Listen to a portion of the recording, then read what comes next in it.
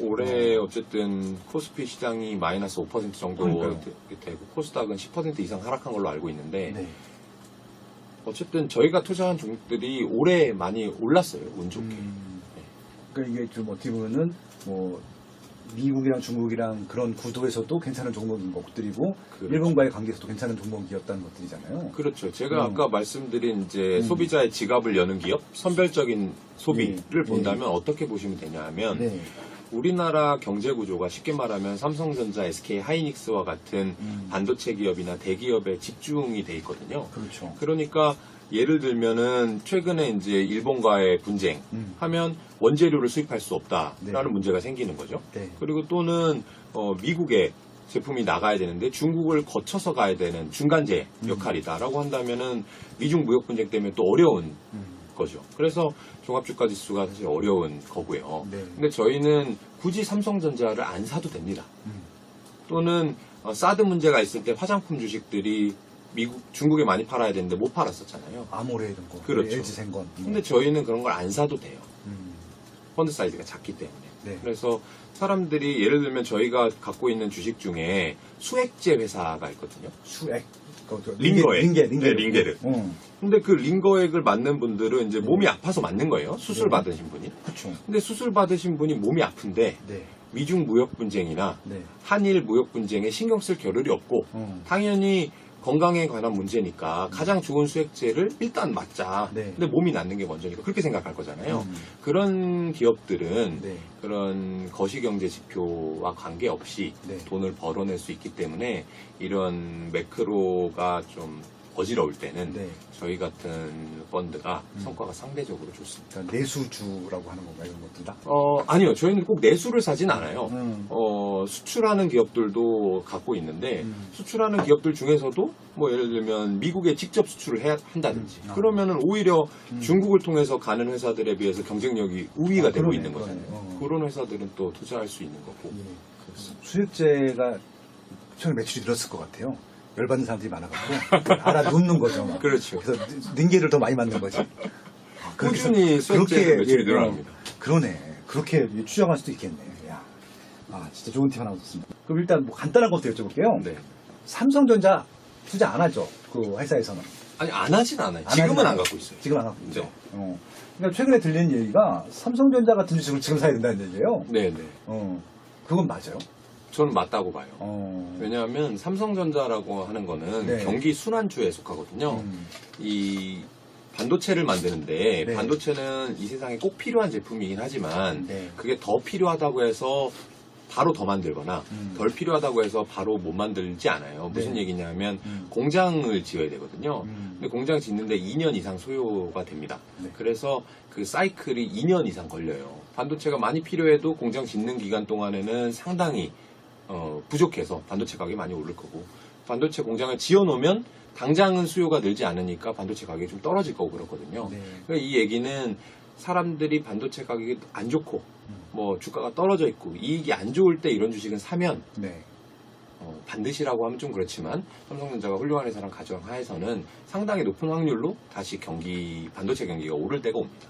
그때까지는 주식을 투자해야 되고 모든 사람들이 야 반도체 너무 좋아. 뭐 슈퍼 사이클이야. 네. 이런 과거엔 없었어. 뭐 빅데이터, IoT 이런 얘기가 막 나오고 모두가 삼성전자로 돈을 벌 때는 네.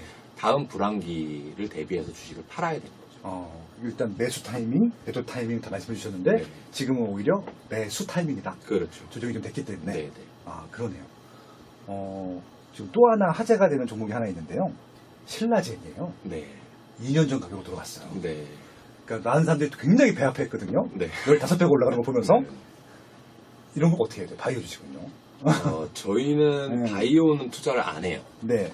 왜 안 하냐 하면 네. 그 기업의 이익이 얼마가 될지를 예측할 수 없기 때문이에요.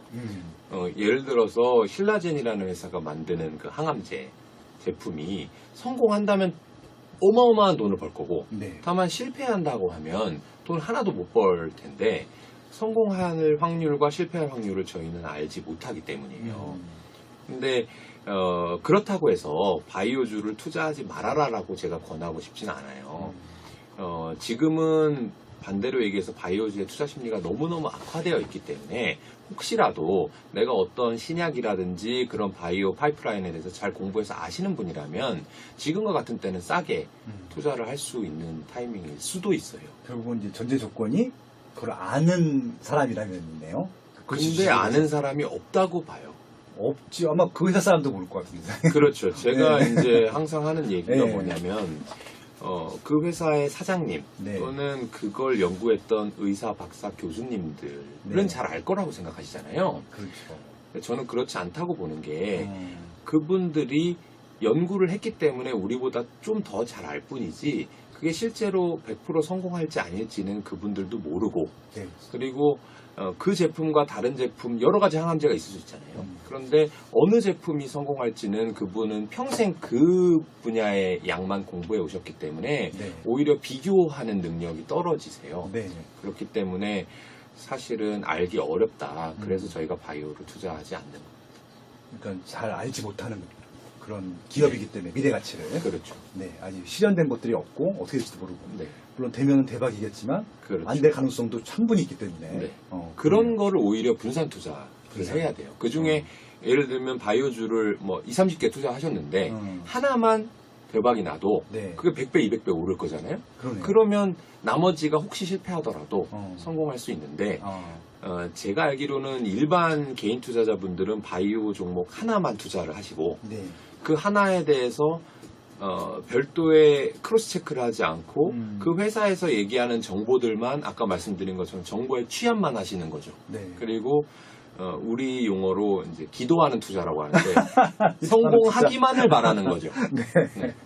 아, 알겠습니다. 그 되게 재밌는 제안 해주신 거예요. 차라리 이렇게 애매한 종목들을 투자하고 싶으면은 분산 투자를 하는데 그냥 금액은 좀 적게 해야 되는 거예요. 10분의 1 정도. 그렇죠. 잊어먹어도 되는 걸로. 네. 그럼 되면은 10배가 아니라 뭐 100배가 될 수도 있는 거예요. 그런 업종에만. 그러니까. 그렇죠. 예. 그 안정적인 걸 90% 갖고 가고 네, 네. 리스크가 큰 것들 어떻게 보면 이제 그 하이리턴 하이리스크죠. 네, 예, 그런 것들은 한 10분의 1만 하는 것들도 하나의 방법이 될 것이다. 그렇죠. 이런 게 분산 투자다. 네, 맞아요. 아, 뭔가 좀 조금씩 뭐 이렇게 틀이 잡혀가는 것 같아요. 일단은 그럼 10%는 위험한 주식에. 예, 알겠습니다. 그 아까 이제 주로 이제 그 외국 시황과 크게 흔들리지 않은 주식들을 좀 본다고 말씀하셨는데, 네. 이제 뭐 제가 이제 그 정확한 용어는 모르겠지만 내수주라고 할 수도 네, 있고 네. 국내 주요 활동하는 주식이라도 할 수 있을 것 같은데, 네. 이제 금융사들이 있어요. 네. 그쵸. 보통 금융사라고 하면 은행도 있고, 아, 네, 네. 증권사도 있고, 네. 이제 보험사가 있고, 네. 크게 세 가지가 있을 것 같은데, 그러니까 이제 이 뭐 은행이라든지 뭐 보험사도 그렇고 증권사도 그렇고 주식 투자만 하는 것들이 아니라 보통 이제 대체 네. 투자도 하잖아요. 부동산도 하고 네. 우선 또 원자재도 사기도 하고 그렇잖아요. 네, 네. 그러면은 이제 그런 것들도 이런 금융권 회사들에게 어떻게 보면은 좀 투자할 만한 가치가 있다라고 판단하시는 건가요? 저희가 금융회사에 투자하는 걸 말씀하시는 그런 거죠? 것도 보시는 거예요? 아니요. 투자를 저희는 잘 안 해요. 왜 안 금융권은? 하냐 하면 금융이라고 하는 것은 네. 일단 성장 여력이 좀 낮아요. 음. 어떤 제품을 잘 만든다고 해서 차별화시킬 수가 없거든요. 네네. 내가 어느 예금을 들려고 하는데 네. 그냥 신한은행이든 우리은행이든 금리 1%라도 높은 데 가는 거잖아요. 네. 그러면 그분들은 그 금리 가지고밖에 경쟁을 할 수가 없어요. 그래서 차별화되기가 어려운 제품들을 만들고 있고 두 번째는 이 정부의 규제를 상당히 많이 받는 산업들이에요. 네네. 그러면 그 회사가 뭔가의 경쟁력을 가지고 나는 예금 금리 아니더라도 좀 엣지 있게 사업을 해보고 싶어 라고 하더라도 그거를 정부에서 하지 마 라고 한다면 못하게 되는 거거든요. 네. 그래서 저희는 그런 이유 때문에 금융업종 투자를 깊이 합니다. 그래서 저도 이제 이쪽 금융권을 분석할 때는 지금 말씀하신 분들은 제가 봐도 차별화가 별로 없거든요. 그렇죠. 브랜드만 다른 것들이. 그렇죠. 차별화된 서비스를 제공할 수가 없는 거예요. 네. 왜냐하면 딱 규제가 있기 때문에. 네. 근데 이제 이쪽 은행 같은 경우는 그럴 수 있는데 네. 제가 궁금한 게 뭐냐면 네. 삼성생명이라는 회사가 있어요. 네네. 그러니까 우리나라에서 제일 큰 보험회사잖아요. 네. 매달 보험금이 들어와요. 네. 계속 들어오잖아요. 그렇죠. 그러면 좀 커지잖아요. 네. 이런 것들은 어떻게 보시는 거예요? 그런 것들도 근데 마찬가지예요. 마찬가지예요.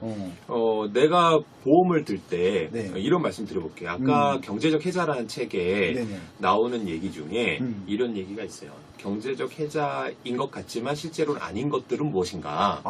근데 일반적으로 해석하면 경제적 해자는 경쟁 우위, 경쟁력 이런 걸로 쉽게 치환해서 설명할 수 있거든요. 그런데 브랜드하고 네. 경쟁 우위하고 헷갈리면 안 된다라는 얘기가 있어요. 예를 들어서 아까 말씀해주신 뭐 우리은행, 신한은행, 뭐 삼성생명, 뭐 신한생명 이름은 다르죠. 네. 그리고 삼성이라는 브랜드 크죠. 그렇죠. 하지만 내가 어떤 보험을 드는데 똑같이 10만 원을 내고 보장이 1억인 게 삼성생명이고 네. 2억인 게 뭐 신한생명이라고 쳐보죠. 네. 그럼 당연히 신한생명을 가입하겠죠. 이 얘기는 뭐냐면 가격을 올릴 수 있느냐 없느냐로 브랜드를 평가해야 되지 네. 브랜드 인지도와는 다른 것이다. 네. 그래서 금융상품이라고 하는 것은 그런 것을 얘기하기가 상당히 어렵기 때문에 네.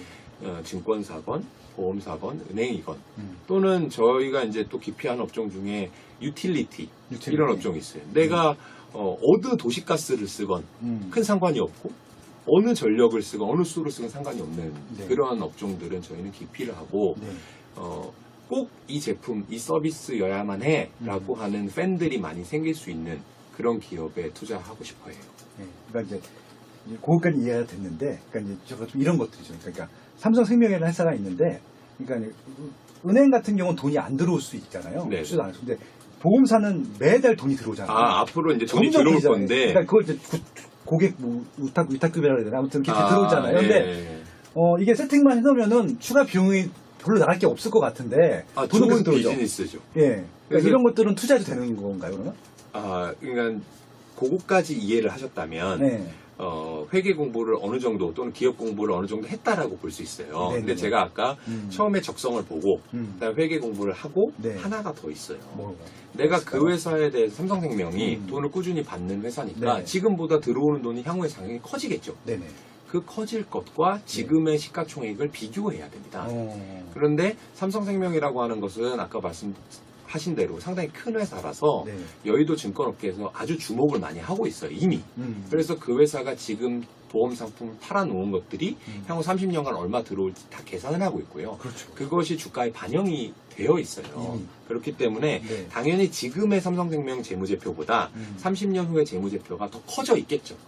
하지만 그것을 이미 시가총액이 반영하고 있기 때문에 네네. 그게 더 커진다고 해서 시가총액이 따라 커지는 건 아닙니다. 아, 되게 멋있는 표현이셨고요. 이해를 확실히 했어요. 그러니까 네. 이런 것들이, 그러니까 아파트를 따지게 되면은 미래 가치 때문에 사두는 게 있는데 네. 이미 비싸요. 그렇죠. 그러니까 압구정동 현대아파트 같은 경우는 40년 전 아파트인데 네. 그게 지금 34, 5평형이 거의 한 뭐 28억 이렇게 한단 말이에요. 네. 근데 그게 상품 때문에 사는 게 아니라 미래 가치 보고 미리 돈을 지불해 놓은 거거든요.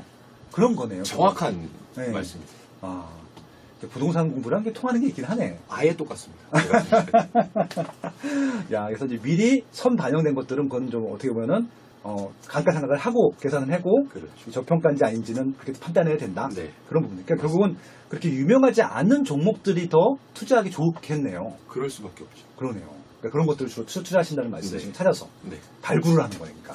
그렇죠. 야, 근데 아직 그렇게 발굴할 종목들이 많아요. 종목은 계속해서 생겨나요. 생기니까 상장도 하고. 네, 상장도 하고 그리고 네. 좋았던 종목이 주가가 빠지기도 빠지기도 하고요. 하고. 그다음에 사업 내용을 바꾸기도 하고 또는 가만히 있다가 신제품을 하나 냈는데 그게 그래서 히트치기도 하고 런칭하는 또 네. 새로운 엔진을. 그래서 여러 가지로 계속해서 생겨나요. 야, 그것도 재밌다.